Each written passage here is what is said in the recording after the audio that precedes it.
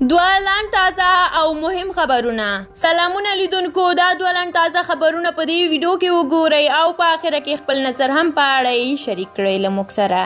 لومړی خبر: اندرابي وايي طالبان راتلونکي کال کې د پراخې جګړې پلان لري. د کورنیو چارو وزیر مسعود اندرابي وايي چې طالبان پر سوله باور نه لري او پلان لري چې راتلونکي کال کې خپلې جګړې نورې هم پراخې کړي. نوموړي چې نن یې د وروستي امنیتي وضعیت په اړه ولسي جرګې ته معلومات ورکول، وویل چې افغان ځواکونه هم سولې او هم جګړې ته پوره چمتووالی لري او په خبره یې د کورنیو چارو وزارت به ډېر ژر د وسلوالو طالبانو پر وړاندې د امنیتي واحدونو نظامی عملیات پیل کړي. د اندرابي په خبره طالب مشران ژمي کې پاکستان کې خپلو ځالو ته ځي او په افغانستان کې د دوی لخوا د وژنو په تړاو راپور ورکوي. د کورنیو چارو وزیر د خپلو خبرو پر دوام ویلي دي چې طالبان د مخامخ جګړې توان نه لري، نو ځکه یې په ښارونو کې په ړندو بریدونو لاس پورې کړی دی.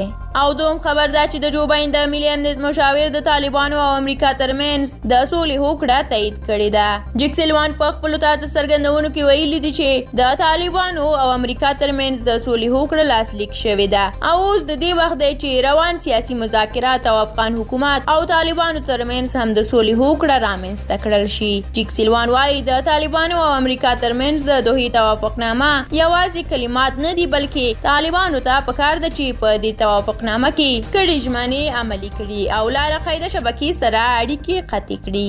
او په کومنټ کې سمیه هیلي په نوم له فیسبوک باندې ورته کومنټ راغلی دی او لیکلی دي چې دوی خو ټرمپ ته دعاګانې کولې، خو خدای جو باین هم پرې مهربانه کړو.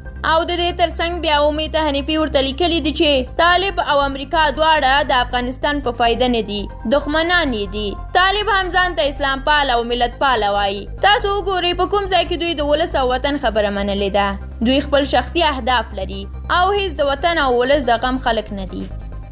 ډیره مننه درنو لیدونکو چې ویډیو مو تر اخره ولیدله. دا او د خلکو شخصي نظرونه. که تاسو هم په دې اړه نظر لرئ زموږ سره په کومنټ کې شریکولی شئ. د همداسې نورو ویډیوګانو د لیدو لپاره زموږ د یوټیوب چینل سبسکرایب هیر نه کړئ. تر بیا الله مو مل شه، ښه وخت ولرئ.